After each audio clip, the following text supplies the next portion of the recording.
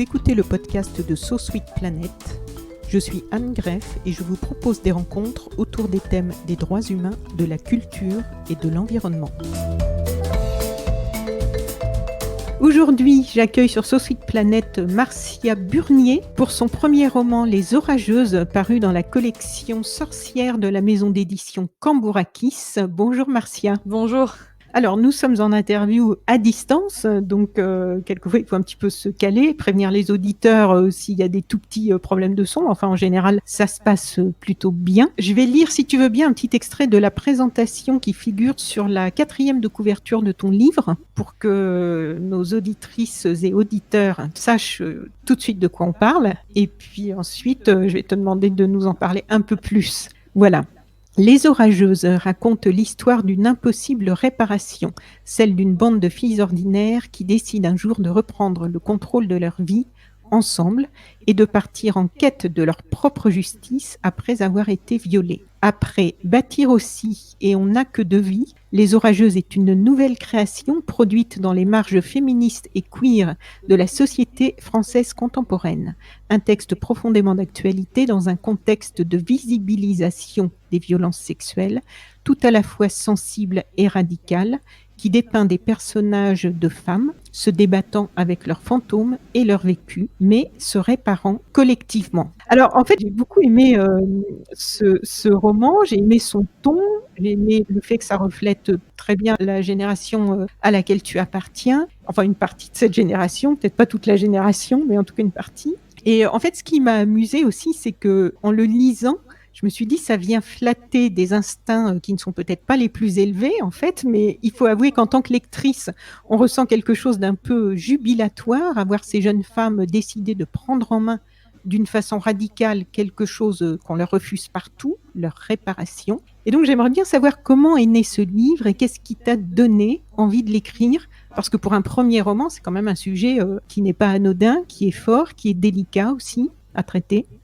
Je pense que j'avais envie de l'écrire, que l'idée d'écrire ce roman est venue, certes petit à petit, mais elle est venue de beaucoup de discussions que j'ai eues avec mes copines, de beaucoup de nos frustrations face à ce qui nous arrivait, beaucoup de désarroi. Je pense qu'il y a eu un moment donné où j'en avais marre de radoter une colère que je savais pas où mettre. Et il se trouve que moi, l'écriture, c'est quelque chose qui me fait du bien.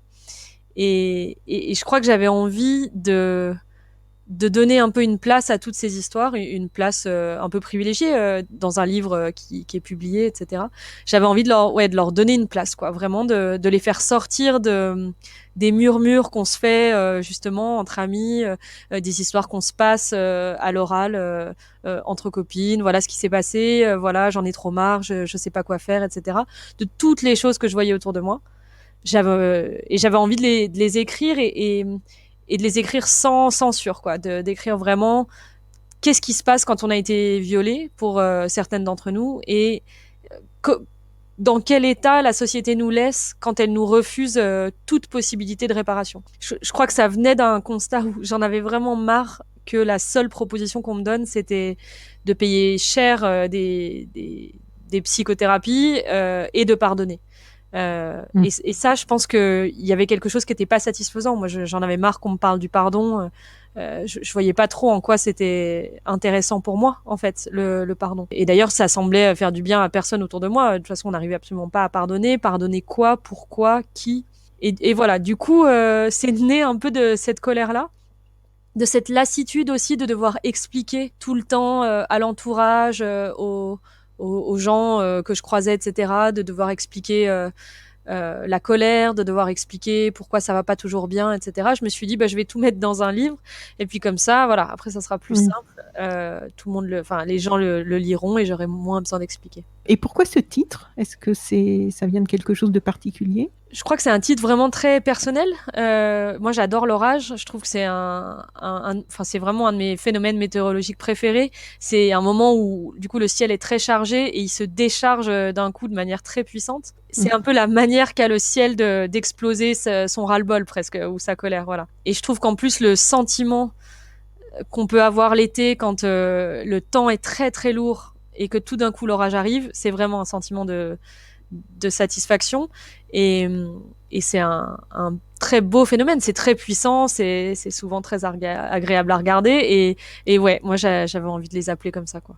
C'est électrique. Oui, c'est électrique, ouais, exactement. Donc c'est ton premier roman, mais si mes sources sont bonnes, tu écrivais déjà. Est-ce que tu peux nous parler en quelques mots de ton parcours? Parce que si ce que j'ai lu est exact, c'est un parcours assez riche déjà, et on comprend qu'il y a une telle densité dans ce premier roman en fait.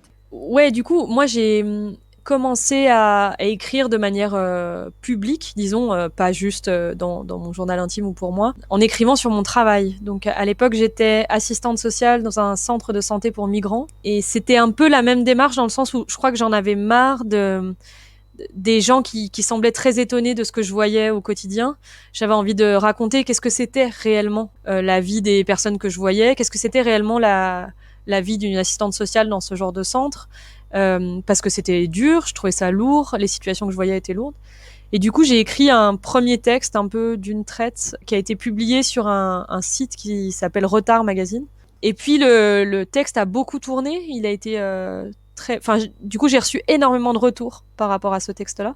Et je crois que ça m'a mis le pied à l'étrier. Je me suis un peu dit genre, ah, mais en fait, c'est un bon moyen d'écrire moi mon ras-le-bol, mais aussi du coup d'avoir des retours. Moi, je trouve que c'est très... Il y a quelque chose quand on écrit sur des choses soit intimes, quand on écrit sur la colère, de se rendre compte que cette colère, elle provoque quelque chose. C'est vraiment, moi, je trouve très réparateur. Du coup, j'ai continué à écrire pour Retard, et j'écrivais ce qu'on appellerait aux États-Unis de la non-fiction. Je crois que maintenant on dit de la non-fiction en français. Et pour moi, c'est important de dire ça et pas de dire témoignage, parce que j'avais pas l'impression d'écrire du témoignage. J'avais l'impression d'écrire un texte littéraire. Il se trouve que ça parlait de moi, mais voilà, je trouvais important de faire cette différence-là. Et là, j'ai écrit sur beaucoup de choses. J'ai écrit sur la justice, j'ai écrit sur le coming out, j'ai écrit sur la confiance en soi. Enfin voilà, j'ai un peu écumé. Et là, toujours sur ce même site? Toujours sur ce site. Et ensuite, je crois que je trouvais ça très chouette, mais j'avais envie d'écrire sur papier. Et j'avais lu le bouquin qui a été tiré de la thèse de Manon Labrie qui s'appelle Riot Girl, qui est sur le mouvement des Riot Girls aux États-Unis et qui parle beaucoup du mouvement des fanzines à l'époque. Donc des espèces de publications auto-éditées qu'on fabrique à la main, qui sont très simples à faire d'ailleurs. Et avec une copine qui écrivait, qui s'appelait Nelly, on a décidé de créer un zine. Et puis en fait, comme ça a bien marché, le premier numéro, on en a fait 16. On a fait 16 numéros en 3 ans, où non seulement on a mis nos textes à nous, mais aussi énormément de textes de gens qui nous envoyaient en fait voilà, qui nous faisaient des propositions. Les seules choses qu'on disait, c'était on voulait pas de texte théorique, pas de texte universitaire, et on voulait pas d'hommes cis dans les auteurs et les autrices. Et ça a vraiment bien marché. Cisgenres, ouais, donc, pour nos amis qui nous suivent mais sont pas forcément très au fait de tout ça. Du coup, en gros, ça voulait dire que toute personne qui se définissait soit comme une femme, soit comme un homme trans, soit comme non-binaire, pouvait écrire dedans. Et en fait, ça a vraiment, le fait que ça ait autant marché, je crois que ça m'a montré qu'on avait besoin d'endroits où publier des histoires qui étaient un petit peu différentes de ce qui était publié dans la plupart de la littérature française, disons. Je me suis rendu compte que énormément de gens autour de moi écrivaient de manière, de qualité. Et donc j'ai un peu investi ce domaine-là. Donc on a fait ça. Du coup, avec cette même équipe, on Et là, c'était où? Ça, c'est nous qui l'avons créé. Donc c'est un non, mais c'était en France ou? Ah oui, c'est toujours à Paris, ouais. C'était dans ma chambre, précisément. Et ouais, ça s'appelait It's Been Lovely, but I Have to Scream Now. Et je pense que ça décrivait bien ce qu'on avait envie de faire, quoi. C'était vraiment bon. Là, ça va, mais maintenant, on a vraiment envie de crier. Et je crois que ça a été un terrain très riche d'expérimentation littéraire. Moi, j'ai pu faire de la poésie, écrire un tout petit peu de fiction, beaucoup de non-fiction. Les gens étaient très motivés. On a fait des résidences d'écriture, du coup, pour se motiver, etc. Et ça m'a un peu donné la confiance, je crois. Ça, c'était bien. J'avais besoin d'être rassurée là-dessus. Rassurée sur le fait que j'avais le droit d'écrire, que j'avais le droit d'écrire sur ce sujet-là. Et puis que ça touchait du monde. Ouais, exactement. Que tant que tu restes dans ta chambre et que ça ne sort pas de là, c'est sûr que... Bah C'est plus ouais, difficile de savoir si si, voilà, si si ça c'est touche. intéressant, si ça touche, Mmh. exactement. Et donc je pense que j'ai commencé comme ça. Et donc quand je suis arrivée à l'écriture du roman, j'avais déjà écumé pas mal d'écriture personnelle. Du coup, j'étais assez à l'aise avec l'idée Mmh. de faire un roman à la troisième personne, qui était un peu plus, un tout petit peu plus éloigné de moi, quoi, où je prenais plus de liberté sur le déroulé de l'histoire, et où Mmh. je crois que c'était un moment où j'avais vraiment envie d'explorer la fiction, et Oui. c'était très chouette d'arriver là, quoi. Mais en fait, je pensais, en te posant la question, surtout à ton parcours, géographique et ton Ah oui. parcours d'études. Parce que j'ai trouvé que c'était riche et dense et que ça amenait cette ouverture qu'on sent dans ton ça explose les formats, ça explose certaines limites, certaines barrières qui sont, aussi pas mal explosées par, ta génération dans différents domaines, hein, que ce soit par rapport en ce moment au climat, par rapport, à toutes les luttes, décoloniales, par rapport au en fait, ça devient, intersectionnel et c'est ça que je trouve vraiment intéressant, dans tout ça. Mais si j'aimerais bien que tu nous dises quelques mots de ce parcours depuis où tu es né et puis ensuite, géographiquement, ce qui fait que tu t'es nourri aussi de différentes choses et pas juste de la littérature d'ici non plus.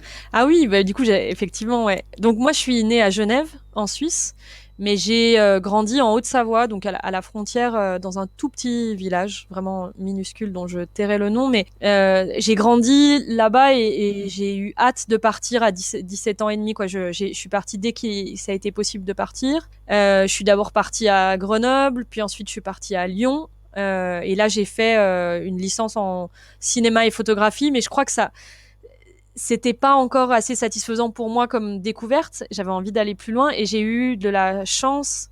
J'ai été prise pour un échange aux États-Unis à l'époque, et je crois que c'est toujours le cas. Il y avait des bourses de Rhône-Alpes qui envoyaient des étudiants loin, et donc j'ai été prise à Philadelphie. Donc j'ai fait 1 an à Philadelphie, où là, moi j'ai vraiment trouvé ça incroyable. J'avais une liberté sur les cours que je pouvais prendre qui était presque totale.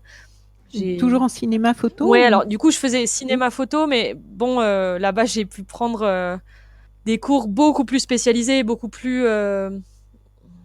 peut-être politisés presque que ce que j'avais en France. Il y avait des cours très spécifiques sur, par exemple, moi j'avais pris un cours sur le cinéma des Balkans. Il y avait voilà des cours qui allaient nous faire réfléchir un petit peu plus loin que la théorie générale du cinéma que je pouvais apprendre. Et puis je suis revenue. J'ai décidé de m'inscrire à l'université pour un master à Paris. Je crois que je savais pas bien ce que je voulais faire. Et comme c'était un master en études de médias, disons. Et comme je m'ennuyais un peu, j'ai vu que c'était possible de repartir. Et j'ai eu la chance à nouveau d'être prise, cette fois à Concordia, à Montréal. Et là, par contre, ça a été vraiment un changement radical dans la manière d'enseigner, dans le contenu. Donc Concordia, c'est comparé en tout cas aux universités françaises, c'est une université assez pointue sur la question justement féminisme, décolonial, etc. Alors les gens qui sont de Montréal lui trouveront sûrement beaucoup de défauts, mais en tout cas pour une étudiante française, moi Concordia ça m'a fait un peu un électrochoc, parce que c'était la première fois qu'on mettait des mots très clairs sur les identités, qu'on parlait de personnes blanches, de personnes racisées, de sexisme systémique, d'oppression systémique, etc. Et du coup, j'ai vécu cette année-là comme vraiment une petite révolution, je crois, personnelle. Mais à l'époque, je pense que j'écrivais très peu. C'était une révolution plutôt intellectuelle, entre guillemets. Je suis rentrée en France, je crois que ça m'a donné envie d'être militante. Mais voilà, je crois que c'était un peu mes premiers pas dans le féminisme un tout petit peu plus réfléchi que ce que j'avais fait avant, quoi, qui me faisait un peu Ah réfléchir oui. aussi sur ma place en tant que femme blanche, ma place en tant que femme Mmh. cis, etc. C'était vraiment, vraiment très chouette. Donc pour revenir, maintenant, à ce premier roman, Les Orageuses, donc le sujet, c'est un sujet sensible, délicat, violent aussi et je trouve que tu restitues, habilement la complexité de ce sujet et je me demandais qu'est-ce qui te tenait à cœur, en fait, d'exprimer et qu'est-ce que tu voulais éviter? Parce qu'on sent que tu navigues, c'est très précis quand même. Ouais, moi j'avais un cahier des charges dans ma tête que je m'étais imposé à Mmh. moi-même, assez pas lourd, mais en tout cas très précis. Donc la première chose, c'est que j'avais vraiment à cœur d'être le plus possible de la vérité, entre guillemets, ou en tout cas du crédible. Ça m'intéressait de pas trop enrober la réalité, mais de pas non plus euh, créer des héroïnes super, justement des super héroïnes ou des super guerrières. Je pense que j'avais vraiment envie de rendre compte de la fatigue et de l'énergie qui manque et de tout ce qui peut empêcher des personnes victimes de viol à agir en fait. Je pense que j'avais pas envie de donner une mauvaise idée en disant voilà, la solution c'est la vengeance et on va tout s'y mettre. Je pense que voilà, je trouvais que c'était important de vraiment arriver à ne pas donner un mode d'emploi, mais d'expliquer que à un moment donné, on sait plus trop quoi faire et on essaye de chercher des solutions un peu partout. Donc je crois déjà ça c'était important pour moi et ça a été nourri par toutes les discussions que j'ai pu avoir avec mes copines en fait. Ça vraiment avec le travail que je fais, enfin tout ça. Et puis je crois un autre élément de ce cahier des charges, c'est que je voulais éviter à tout prix les descriptions de viol très détaillées. Je trouvais que ça, c'était vraiment quelque chose qui revenait dans des romans qui me fatiguent énormément. J'ai eu du mal à comprendre la nécessité de ces scènes-là souvent. Je trouve qu'elles sont à la limite, voire elles dépassent la limite du voyeurisme. En vrai, je trouvais que c'était un bon moyen de dire aux lecteurs et aux lectrices, il va falloir les croire sur parole. Je vais pas vous donner le détail. En fait, ça ne devrait pas vous intéresser. Ce qui s'est exactement passé quand elle était petite, ou avec telle personne, ou avec tel truc. C'est pas ça que vous devez savoir, parce que c'est pas à vous de juger si c'est grave ou si c'est pas grave. C'est pas à vous de juger si c'est un viol ou si c'est pas un viol. Elle vous le dit. Voilà, les personnages, elles le disent, qu'elles ont été traumatisées. Elles le disent que ça a été une agression ou un viol. Et je pense que ça doit suffire au lecteur ou à la lectrice. Je pense qu'il faut s'habituer de plus en plus à arrêter de vouloir demander des détails exactement sur ce qui s'est passé pour se faire une idée. Voilà, je pense que c'est vraiment important. Oui, est-ce que c'est juste pour se faire une idée ou est-ce que c'est pas, il n'y a pas d'autre chose quand les gens veulent savoir plus, justement? Je pense que il y a une telle présomption de mensonge Oui, c'est ça. constante. Donc c'est un peu malsain de vouloir toujours en savoir plus, de vouloir que la personne se justifie, de vouloir se convaincre soi-même que ce qu'elle dit est vrai. Alors ça, je pense que c'est sûr qu'il y a ça, qu'il y a aller trouver la chose qui ferait que au final on considère que c'est peut-être pas si vrai que ça ce qu'elle dit, d'aller chercher au plus profond du récit la chose qui ferait qu'elle se contredit ou que si ou que ça. Après, je pense qu'il y a aussi un petit côté voyeuriste sur les scènes de viol. Je pense qu'il y a vraiment les deux. Je pense que il y a quelque chose de fascinant des fois dans certaines scènes qui ont été écrites que je trouve pour moi très malsaines. Voilà, j'ai vraiment pas envie d'écrire ça. Par ailleurs, j'aurais pas eu envie de les écrire, quoi. J'ai pas envie de les lire, mais j'ai clairement pas envie de les écrire. Et donc oui, ça je trouvais que c'était important. Et je pense aussi que des fois, alors je dis pas que le livre est facile à lire, et d'autant plus si on est victime de viol, je dis pas du tout qu'il va pas déclencher, enfin qu'il est pas difficile, etc. Mais par contre, je voulais pas que ce genre de scène soit un obstacle à la lecture pour des personnes qui ont été victimes. Parce que moi, je sais que quand je lis certains livres où il y a des descriptions très très avancées, j'ai l'impression que ce livre, il n'a pas été écrit pour moi. Et qu'il a été écrit pour quelqu'un à qui on doit encore prouver que c'est vraiment atroce le viol. Et d'ailleurs, on va vous le montrer en décrivant des choses vraiment horribles, parce que au cas où il y ait un doute. Et voilà, moi je me disais non mais ça, je crois que j'ai vraiment pas envie, quoi. Et je crois que toi, tu as fréquenté des salles d'audience, non, à une époque? Ouais, alors pour des raisons personnelles, je me suis retrouvée à devoir à devoir aller dans des audiences, à devoir. En fait, l'idée des audiences en correctionnel, on sait pas toujours, mais c'est qu'il y a énormément d'affaires qui passent le même jour. Donc, on est convoqué, ou en tout cas, l'affaire pour laquelle on vient est, par exemple, à 14 heures, mais on sait pas à quelle heure elle va passer. Et du coup, on se retrouve souvent à assister à un nombre d'affaires incalculable tant que l'affaire pour laquelle on vient passe. Et donc, au fil des affaires que j'ai dû suivre, j'ai vu énormément d'audiences. Mais c'était très intéressant, hein, je regrette pas du tout. Mais je pense même que c'est quelque chose qu'on devrait toutes et tous faire à un moment donné, se rendre compte de qu'est-ce que c'est la justice, qu'est-ce que c'est de rendre justice. Il se trouve que j'ai aussi assisté à un procès aux assises pour viol, que j'ai trouvé très intéressant. Enfin, c'était très lourd parce qu'il se trouve que je connais la victime, mais en même temps, c'était très éclairant sur comment ça fonctionne, qu'est-ce qui va décider des jurés, voilà. Et c'est vrai que sur les correctionnels, moi, j'ai vu des trucs. Je me suis toujours dit que quand on raconte, les gens nous croient pas. parce qu'il y a quand même encore cette présomption que la justice en France, elle fonctionne bien. Et c'est vrai que, non, moi, je trouve que c'est une catastrophe. Ouais. Et toutes les affaires que tu as pu observer, c'était toujours par rapport à des violences sexuelles? Non, pas du tout. Donc, comme moi, je sais pas, quand j'arrive à 14h, il va y avoir un certain nombre d'affaires du vol de Mmh. parfum à Sephora, à la vente de barrettes de Oui. shit, à la violence conjugale. Et en fait, tout le monde est mélangé. Les gens se défilent les uns après les autres. Et on n'a pas les verdicts tout de suite. Si on veut avoir les verdicts, en général, il faut revenir une fois d'après pour voir. Les verdicts, ils se disent en début de séance pour des affaires qui ont déjà été, qui sont déjà passées. Et ouais, du coup, ça veut dire qu'on passe dans la même salle et dans la même journée et même dans la même heure, on va avoir des délits qu'on comprend même pas pourquoi la personne est là, qui vont être jugés. Franchement, moi, pour les histoires de cannabis, j'ai vu des jugements qui étaient hallucinants. Des jugements où je pouvais pas croire qu'il s'agissait de réparation justement ou de protection de la société. Qu'on était vraiment dans une justice punitive, par ailleurs très très très orientée sur le racisme. Moi, j'ai pas vu de blanc à la barre pour des barrettes de shit. Hein. On est vraiment sur quelque chose de très racialisé.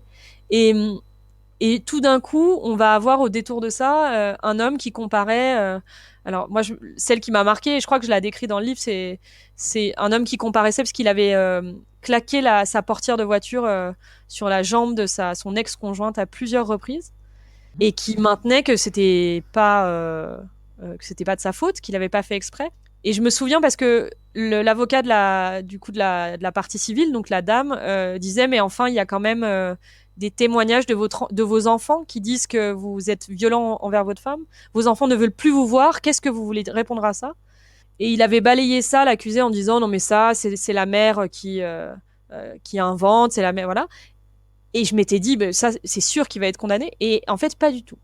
Le juge avait trouvé qu'effectivement c'était un petit peu tiré par les cheveux et que bon il avait peut-être pas fait exprès et il était reparti complètement libre. Et je m'étais dit mais qu'est-ce que c'est que ce traitement préféré? Alors du coup il vaut mieux frapper sa femme que de vendre une barrette de shit. Mais qu'est-ce que c'est que cette histoire? À quel moment on peut nous vendre que ça c'est une justice qui répare? Enfin ouais, ça me semblait complètement fou. C'est intéressant parce qu'on voit bien que ta propre vie t'a permis d'avoir différents angles de vue Ouais. finalement d'une situation, de choses que tu décris. On va parler d'un autre angle encore que tu abordes, que j'ai trouvé vraiment intéressant un petit peu plus loin. Tu écris au début du récit: «Au milieu du dîner, Mia a la tête qui tourne, un mélange de bière pas chère et d'émotion. Faudrait pas être trop heureuse d'un coup, comme dirait sa grand-mère. Elle prend le temps de bien les regarder toutes, sorcières mes sœurs, ces vengeresses, pétroleuses, prêtresses, toutes un peu abîmées, mais qui ont réussi à se rafistoler comme elles pouvaient. Elle a une bouffée d'amour avant la violence et elle les regarde comme si elle regardait sa famille, Nina, Lila, Inès, Léo et Louise», qui sont la bande de filles du livre. Ces jeunes femmes vont entreprendre donc un cheminement pour affirmer le respect de leur propre vie, elles-mêmes vis-à-vis de leur vie, et pour avoir le courage de faire respecter leur vie. Et on comprend bien que l'un ne va pas sans l'autre, en fait, au travers des différents profils. Est-ce que tu as eu des réactions de lectrices sur ce sujet? Est-ce que de lire ces récits de libération en fiction a déclenché des libérations dans le monde réel? Je pense que c'est une des plus grosses surprises, je sais pas si c'est le mot parce que je crois que j'espérais un peu secrètement que ça soit le cas, mais en tout cas j'ai eu Oui. énormément de retours de la part de lectrices et je pense que ça c'est par ailleurs de manière assez égoïste, ça contribue aussi à ma réparation, ça c'est sûr. Mais oui, j'ai eu des messages que ça soit d'inconnus ou de gens de ma famille, de vieilles copines de ma maman. Enfin voilà, j'ai eu vraiment beaucoup de messages très très très touchés de gens qui me disaient que ça leur avait débloqué quelque chose. Ah, voilà, Et ouais. je pense que les autres histoires qui m'ont moi émue, c'est que autour de moi j'ai des gens qui m'ont écrit pour me dire que leur entourage avait lu le livre et qui étaient venus leur parler, étaient venus s'excuser, étaient venus leur dire qu'ils avaient jamais réussi à comprendre ce qui s'était passé et que maintenant ils avaient l'impression de comprendre mieux et ils avaient l'impression de ne pas avoir été à la hauteur à ce moment-là, mais que ça changeait. Et ça, j'en ai eu beaucoup de messages comme ça. Et ça aussi, je pense qu'il y avait quelque chose, ça que j'avais sous-estimé sur le pouvoir transformateur de mettre des mots Et du coup, de passer par cet intermédiaire-là de la littérature pour pouvoir comprendre ce que son ami, sa cousine, sa sœur passent, quoi. Et comme quoi ta fiction est vraiment empreinte de réel Oui, pour ouais. que ça puisse toucher comme ça les vies à ce point, de personnes qui ont vécu ça et qui, peut-être avaient besoin d'un petit déclic, soit elles-mêmes si elles l'ont vécu, soit par rapport à leurs proches. J'avais pas pensé à ça, mais ça c'est extraordinaire quoi, c'est magnifique. Bah, moi, je crois que c'est un truc auquel c'est inespéré, quoi, de pouvoir, même si c'est que 10 Mmh. personnes dans toute la France, je suis absolument ravie que ça ait pu débloquer des situations d'un coup. Moi, je veux dire, personnellement, moi, j'ai mon père qui m'a appelé après avoir lu le livre pour me dire des choses très, très chouettes, alors qu'on n'avait jamais parlé de ce sujet auparavant. Et ouais, du coup, Dis je me donc. dis, bon, c'est un bon moyen, voilà, de déclencher les conversations. Page 46, Lucie, cite Mia et dit: «On dit pas vengeance», lui avait dit Mia, «c'est pas la même chose. Là, on se répare, on se rend justice parce que personne d'autre n'est disposé à le faire». Lucie n'avait pas été très convaincue par le choix du mot, mais ça ne changeait pas grand-chose. Cette nuance, elle revient souvent dans le livre et c'est vrai que c'est délicat parce que dire que la vengeance amène à la réparation, ce serait un peu simpliste et ce serait un peu comme une invitation à la violence. Mais le fait que ce soit en fiction, en fait, moi j'ai trouvé que ça permettait bien de traduire l'importance d'une mise en mouvement profonde, radicale, concrète pour dire stop. Et que toute cette histoire, finalement, ça le traduisait bien. Est-ce que c'était vraiment ton souhait de faire ce parallèle entre... Oui, je pense qu'il y avait ça, il y a plusieurs choses qui se logent à cet endroit-là. Je pense qu'il y a la première chose, c'est euh, mettre un petit peu les gens face à la question de toute la violence qu'on se prend et qu'on subit. À un moment donné, il faut qu'elle ressorte. Et on ne peut pas attendre des gens qui se prennent de la violence, soit de manière systémique, soit des agressions, etc., qu'elles digèrent cette violence et qu'elle ne ressorte jamais. Je pense que ça, c'est illusoire et qu'à un moment donné, mettre en scène des espèces de vengeances comme ça, c'est aussi mettre en lumière ça, de dire mais à un moment donné, on peut pas attendre de nous qu'on reste calme, qu'on digère tranquillement ce qui s'est passé et qu'on passe à autre chose. Donc ça, c'était déjà important. La deuxième chose, et là, je vais peut-être spoiler un petit peu un bout du livre, mais c'est aussi que elles se réparent pas forcément avec leur propre vengeance. Il y a des filles qui vont pas réussir pour plein de raisons.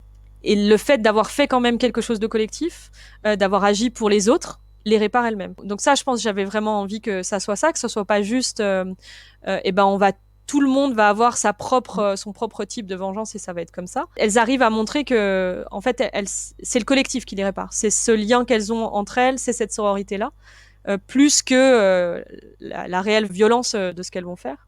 Et puis, la troisième chose que je trouvais important de mettre en lumière, c'est vraiment cette notion de, dans le cadre, et je pense dans le cadre d'autres choses, mais en tout cas dans le cadre d'un viol, il y a une rupture très forte qui est faite, pour la plupart des victimes, il y a une rupture assez forte qui est faite dans l'existence. Il y a un avant et un après. Pour le violeur, il y en a rarement. Et cette dissymétrie, cette absence de réciprocité, elle cause énormément de mal. Il y a beaucoup de victimes qui disent mais moi je n'en peux plus de le voir continuer à vivre sa vie comme si de rien n'était, alors que moi je suis bloquée au même endroit. Moi je dépense un fric fou pour des thérapies, j'arrive pas à me lever le matin, j'en peux plus. Et ça c'est le comble de l'injustice. Et c'est pas tant je veux absolument qu'il soit en prison ou je veux absolument qu'il souffre. C'est que cette rupture là, elle est pas partagée et que du coup elle s'applique à trouver des moyens pour qu'il y ait aussi un avant et un après chez l'autre, qui sera évidemment moins dur, moins compliqué, mais en tout cas qui existe. Que l'événement du Oui, viol, c'est il ça. existe aussi dans la vie du violeur. Et ça, je trouve que c'est vraiment important. Moi, il y avait un podcast sur, il me semble, France Culture, sur les hommes violents, il y a quelques mois de ça, qui avait été diffusé. Et il y a un agresseur qui parle, c'est une victime qui lui dit qu'il a été violent avec elle, donc c'était une histoire de violence conjugale. Et lui, il dit, je ne m'en rappelle pas. Donc, pour lui, c'est justement pas un événement. Alors peut-être que ça l'arrange de dire qu'il s'en rappelle pas. Mais je pense profondément avec les discussions que j'ai pu avoir avec mes amis, hommes, etc., que ça ne les marque pas. Bah Et non, ouais. parce qu'il y a pas de traumatisme. Non, il n'y a pas de C'est traumatisme, la fille qui exactement. subit le traumatisme. Oui. Et je pense que voilà, ça, elle s'applique aussi à réparer ça, cette petite Mmh. asymétrie, quoi. Et tu évoques le fait aussi que souvent, lorsqu'une femme subit une violence sexuelle, pour diverses raisons, il faut mettre ça sous le tapis et que ça peut durer des années. Et on le voit au travers de tes personnages. Chez certaines, c'est assez récent, d'autres, c'est enfoui depuis longtemps. C'est aussi quelque chose dont on parle peu. Ouais, je pense que le silence est très très imposant sur ces questions. Alors il est encore plus imposant sur la question de l'inceste. Quand on sait que les chiffres de l'inceste, on dit sur une classe de primaire, en général, il y a 3 enfants statistiquement qui sont victimes d'inceste sur tous les élèves. Donc c'est énorme. Et il y a un encore plus gros tabou autour de ça qu'autour du viol des femmes adultes.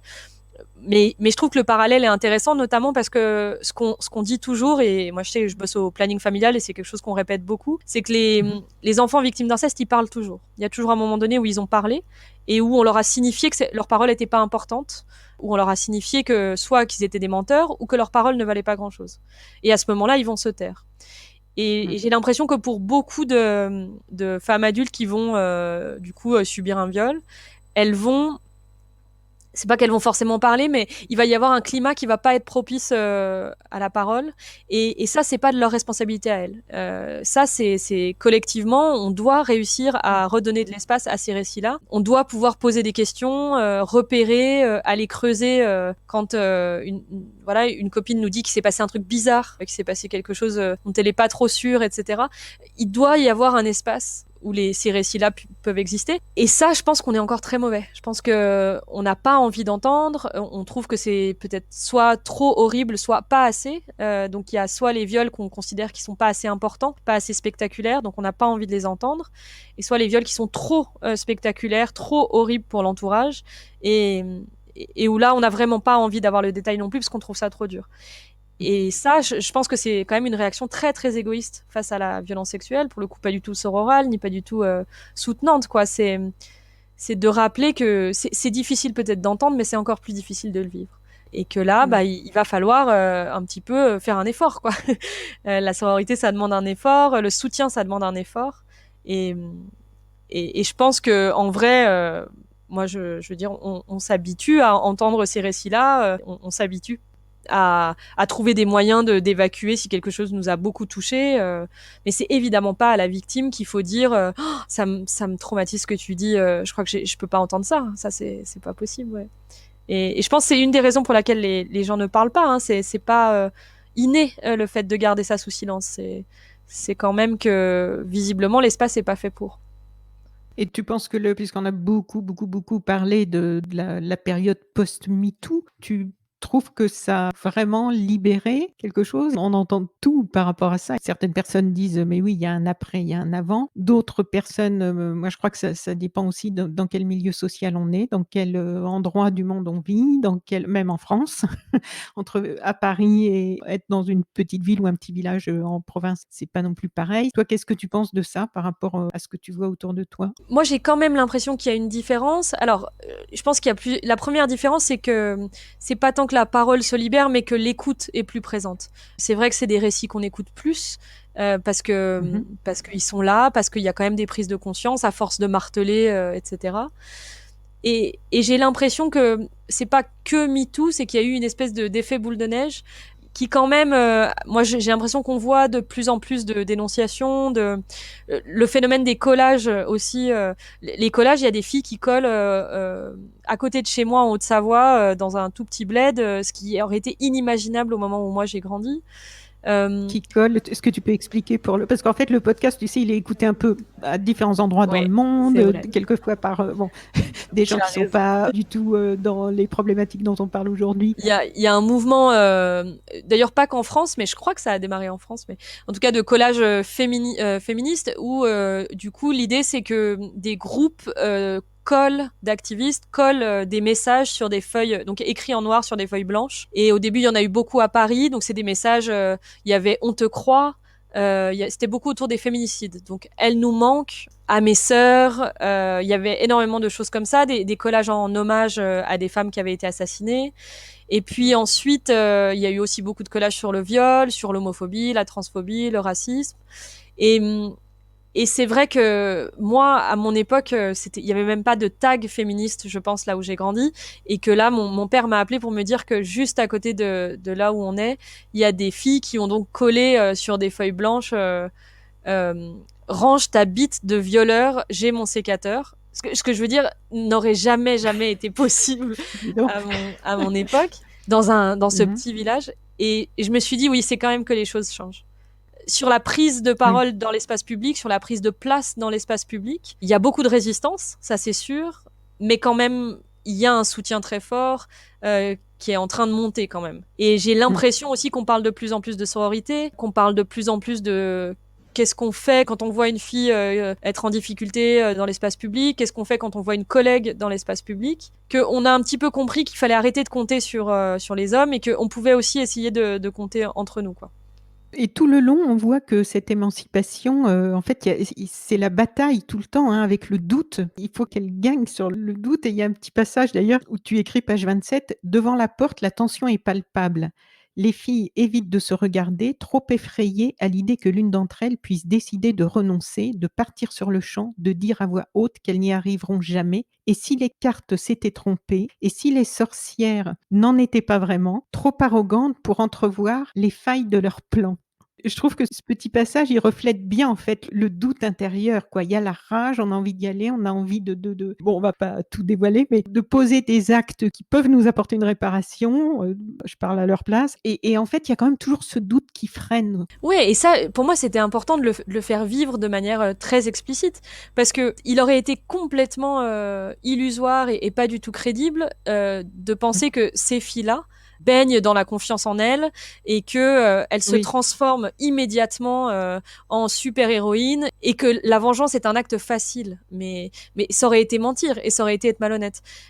Je pense que c'est justement là où j'avais envie de faire attention, c'est de bien dire, mais elles font ce qu'elles peuvent et du coup, bah oui, elles doutent et elles se tiennent ensemble. C'est elles se tiennent vraiment dans ce collectif-là. Elles se serrent les coudes parce qu'elles doutent moins ensemble, mais qu'évidemment qu'elles ont peur, évidemment oui. qu'elles sont stressées. Le rapport de force, il prend du temps à s'inverser.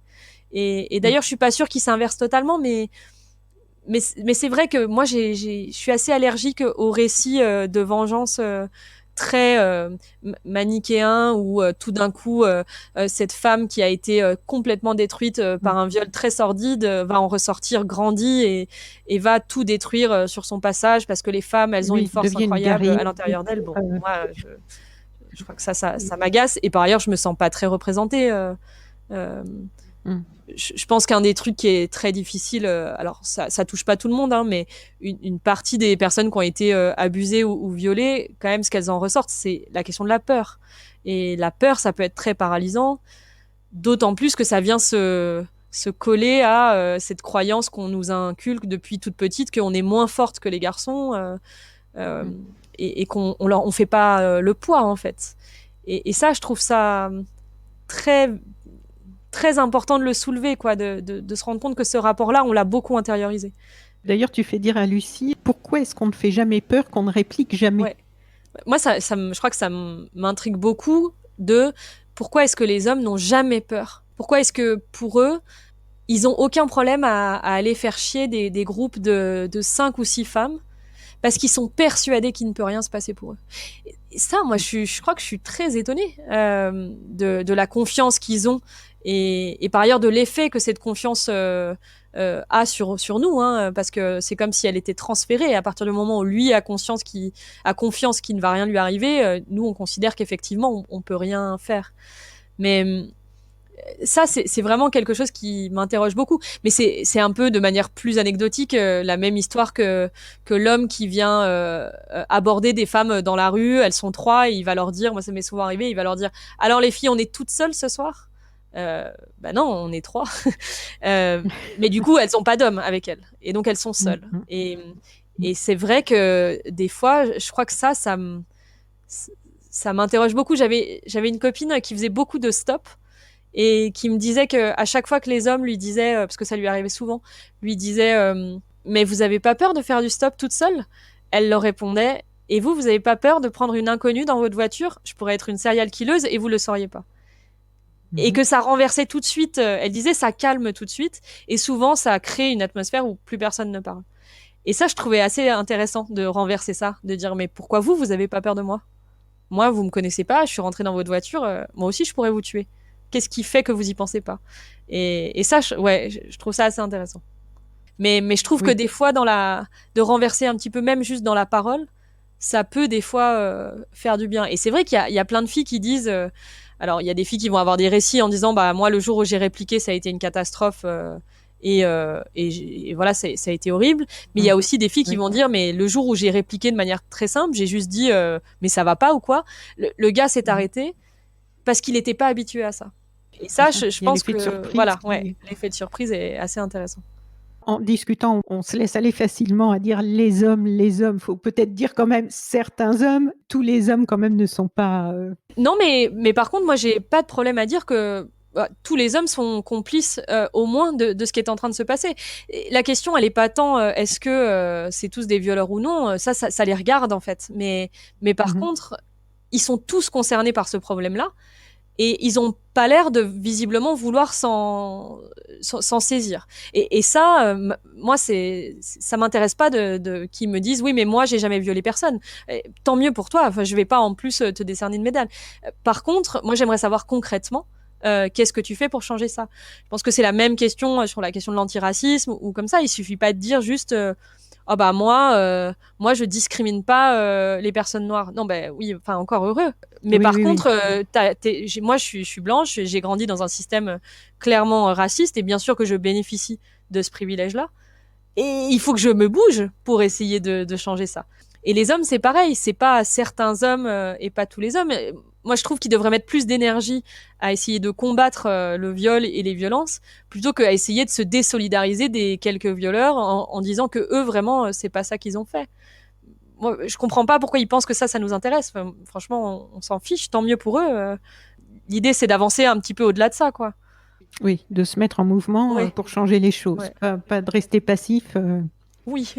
Effectivement, quand on est passif et qu'on connaît quelque chose, enfin ça, c'est la même chose après dans tous les domaines, hein. Ça peut être en entreprise, ça peut être, que l'on voit, que l'on a conscience, que l'on sait qu'il y a maltraitance ou qu'il y a des choses et que l'on n'agit pas, bon, ben, d'une certaine façon, on cautionne, quoi. On cautionne et quand on bénéficie aussi de ces agissements. Quand il y avait eu la Ligue du LOL, là, le scandale de la Ligue du LOL qui était sorti, Ah oui. il y Mmh. avait eu plein d'autres scandales dans d'autres rédactions. Et ce qu'on avait vu, c'était pas non seulement qu'il y avait eu des actes de harcèlement et que des hommes avaient pas dénoncé, c'était qu'aussi qu'il y avait des groupes d'hommes dans des rédactions qui activement se créaient des solidarités masculines pour pouvoir bénéficier des postes, pour pouvoir avancer eux, en mettant de côté les personnes racisées, les homos et les femmes.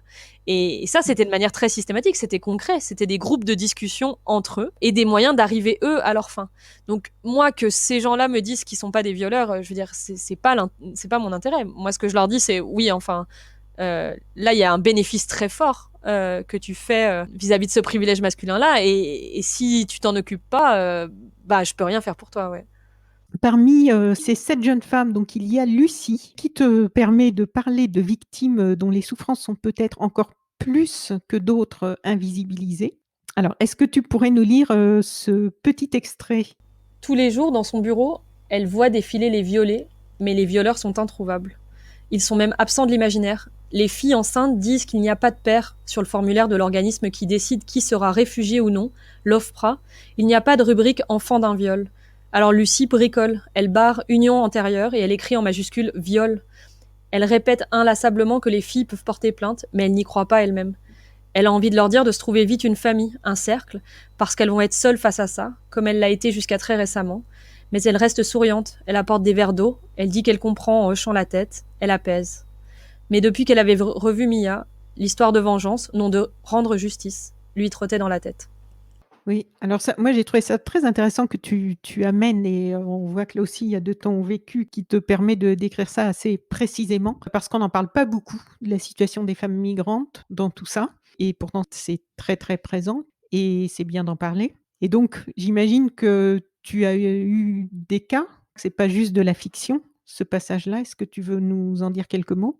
Ouais, je pense que du coup, dans le cadre de mon travail, c'est pas juste des cas que j'ai eus, c'est un quotidien pendant plusieurs mois, voire plus d'une année. Donc ça veut dire que le viol était devenu presque banal. Nous, ce qu'on notait, par exemple, pour les statistiques, pour les enquêtes, c'est de savoir si le viol s'était passé en France ou sur le chemin de l'exil. Mais c'était très rare que je rencontre des femmes qui n'avaient pas été violées. Et je pense que... Alors moi, j'étais dans une structure que je trouvais très chouette, qui proposait un accompagnement psy, etc. Mais pour moi, il y avait vraiment un espèce d'angle mort qui était comme si la société trouvait ça presque... Oui, elles, c'est vrai qu'elles ont été violées sur le chemin de l'exil et bon, ça fait partie du lot. Mais comme si le traumatisme était pas tout à fait le même. Qu'on considérait que elles étaient plus fortes que ça. Qu'elles étaient... en tout cas, que c'était quelque chose auquel, je sais pas, elles auraient été habituées ou j'en sais rien. Il y a un processus un peu d'altérisation. C'est des femmes migrantes, des femmes racisées. Elles sont pas comme nous, etc. Et c'est vrai que je trouve que du coup, il y a un manque d'empathie très fort face à des femmes qui arrivent dans des contextes de vulnérabilité assez forts, qui se retrouvent à souvent être hébergées parce qu'elles n'ont pas de place d'hébergement, elles se retrouvent à être hébergées par des hommes qui les violent de manière assez répétée. C'est soit ça, soit la rue, ou si elles dorment à la rue, mais ça, pour le coup, c'est pas juste les femmes migrantes, c'est toutes les femmes qui dorment dehors, racontent un nombre de viols incalculable qui a pas l'air non plus d'émouvoir tant que ça les pouvoirs publics. Et c'est vrai que moi je trouve qu'on voit assez vite quand on travaille dans le social que une femme qui a un appartement, qui travaille, qui est française, qui dit je suis en couple avec mon mari, il est violent. Il y a des systèmes pour faire sortir ces femmes-là. Alors ils fonctionnent pas très bien, il y a pas assez de moyens, mais en tout cas ils existent. Ces systèmes-là, ils vont pas fonctionner pour une femme qui a pas de papier, qui dort chez un hébergeant, qui la viole tous les soirs. Ça va être compliqué. Et ça, c'est pas juste une position politique que j'ai, c'est juste un constat du quotidien que j'avais pendant longtemps au travail et qui, je pense, est très lourd en fait d'être entouré par ça, d'être entouré par ces femmes à qui on peut rien dire d'autre que il faut appeler le 115, il faut voir. On n'a pas tellement de solutions à ça. Et c'est vrai que moi je trouve qu'on considère un peu que c'est un peu un dommage collatéral à la migration. Et quand on y pense, c'est absolument atroce d'imaginer que le viol serait finalement quelque chose qui peut arriver, un risque un peu collatéral quand on migre. Par ailleurs, le viol pendant le parcours d'exil touche aussi les hommes. Enfin, c'est vraiment pas quelque chose, je trouve, qui est pris assez au sérieux de l'impact que ça peut avoir sur la psyché, sur ces personnes-là. Ce qui est intéressant là depuis quelque temps, c'est que de plus en plus de jeunes femmes, surtout, prennent la parole, que ce soit dans la musique, dans le cinéma, par la littérature, et permettent d'enrichir ces angles de vue et de créer aussi des mises en mouvement. Et c'est ce que tu disais tout à l'heure, puisque tu as eu des retours concrets de ça. Donc félicitations. Merci beaucoup. Et je te remercie pour cette discussion et d'avoir développé tout ça de façon si riche et si intéressante. Est-ce que tu as déjà des idées pour tes prochains livres? Pour l'instant, tu te consacres à faire vivre celui-ci Non, je pense qu'un des meilleurs conseils qu'on m'ait donné, c'est qu'il fallait continuer à se projeter sur le prochain quand la promo du premier était en marche pour essayer de continuer vers l'avenir. Et c'est vrai que moi, j'aimerais bien écrire encore sur la question de la sororité, mais peut-être pas forcément centré autour du viol, quoi. J'ai envie d'écrire sur ce qu'est l'amitié, mais dans un contexte un peu plus apaisé. Eh bien, merci beaucoup. Merci à toi. Marcia Burnier. Ouais. Pour Les Orageuses, aujourd'hui, on parlait de Les Orageuses aux éditions Cambourakis. Premier roman de la collection Sorcière chez Cambourakis. Il y a déjà eu d'autres ouvrages, mais c'est le premier roman. Donc j'espère aussi pour eux qu'il sera suivi d'autres. Et pour nous, lecteurs, lectrices, vraiment félicitations et puis bonne continuation. Eh ben, merci encore à toi. J'espère que nous aurons l'occasion de rediscuter, d'approfondir tout ça à l'occasion de la sortie de tes prochains livres. Oui. Je vais mettre le lien dans la description, chers amis qui êtes en train de nous écouter, dans la description du podcast, que vous soyez sur le site sosweetplanet.com ou sur une application de podcast. Vous pouvez cliquer sur la description du podcast. Je vous mettrai un lien pour pouvoir acheter directement le livre de Marcia Burnier. Merci Marcia. Au revoir. Au revoir. chères auditrices, chers auditeurs, si vous avez apprécié ce podcast de So Sweet Planet, n'oubliez pas de lui mettre un avis favorable sur votre application de podcast, par exemple 5 étoiles sur Apple Podcast, et de rédiger un avis sympathique. Cela me fera plaisir.